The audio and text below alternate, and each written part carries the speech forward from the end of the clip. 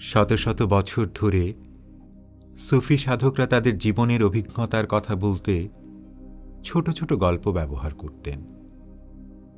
আমরা সেই সব গল্পগুলো পড়ার চেষ্টা করব। আপনাদের অনুপ্রেরণা পেলে এটা ধারাবাহিকভাবে করব।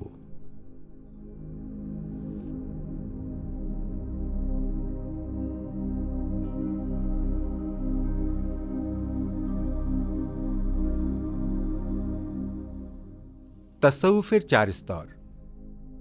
আজকের গল্প। একদিন মাওলানা জালালউদ্দিন রুমির এক ছাত্র তাঁর কাছে এসে তাসাউফের 4টি স্তর সম্পর্কে জানতে চাইল। আরবি শব্দ তাসাউফের অর্থ হল আধ্যাত্মিক জ্ঞান লাভের উপায়। তাসাউফের মূল লক্ষ্য হল প্রকৃত আত্ম উপলব্ধি এবং পরমের সাথে একাত্মতা অর্জন করা। এটি মূলত সুফিবাদের ভিত্তি হিসেবে পরিচিত।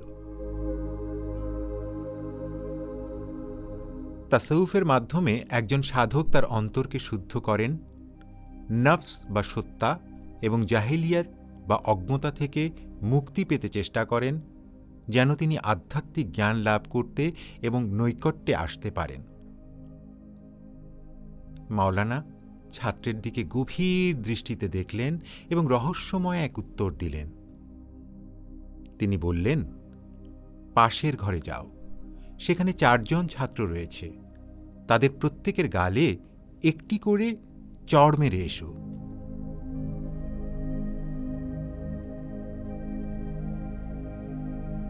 ছাত্রটি ইতস্তত করতে লাগল। মাওলানা আবার নির্দেশ দিলেন, যা বলেছি তা পালন করো। ছাত্রটি পাশের ঘরে প্রবেশ করল। সেখানে 4 জন ছাত্র গভীর মনোযোগের সাথে নিজ নিজ পাঠে নিমগ্ন ছিল। সে মাওলানার নির্দেশ অনুসারে একে একে 4 জনকেই চড় মারল। প্রথম জন চড় খাওয়ার পর তৎক্ষণাৎ উঠে দাঁড়াল এবং রাগে ফুঁসে উঠে তাকে পাল্টা একটি জোরালো চড় ফিরিয়ে দিল। দ্বিতীয় জন চড় খাওয়ার পর পাল্টা চড় মারতে উদ্যত হয়ে থেমে গেল। কিছুক্ষণের জন্য স্থির দাঁড়িয়ে থেকে সে নিজের আসনে ফিরে এলো। তৃতীয় জন চড় খাওয়ার পর তার দিকে তাকালো, কিন্তু কিছুই বলল না। তার দৃষ্টিতে ছিল গভীর চিন্তা, যেন সে কোনো অন্তর্দৃষ্টি লাভের চেষ্টা করছে। চতুর্থ জন চড় খাওয়ার পর ফিরেও তাকালো না। সে নিজ পাঠে নিবিষ্টই রইল, যেন চড় খাওয়ার মতো কোনো ঘটনাই ঘটেনি। এই অভিজ্ঞতার পর ছাত্রটি মাওলানার কাছে ফিরে গেল। সে মাওলানাকে সবিস্তারে জানাল চড় খাওয়ার পর 4 জন ছাত্র কিভাবে প্রতিক্রিয়া জানিয়েছে। ফের 4 স্তর বুঝতে চেয়েছিলে, তখন আমি এটা তোমাকে করতে বলেছি। এখন আমি এটা ব্যাখ্যা করব।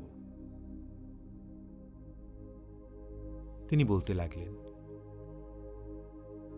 প্রথম জন যাকে তুমি চড় মেরেছিলে সে ছিল শরিয়ার স্তরে। সে শরিয়ার নীতিমালা অনুসারে কাজ করেছে। তুমি তাকে চড় মেরেছ আর সে সমানভাবে পাল্টা প্রতিক্রিয়া দেখিয়েছে। এই স্তর হল ক্রিয়া এবং প্রতিক্রিয়ার। দ্বিতীয় জন তরিকার স্তরে ছিল।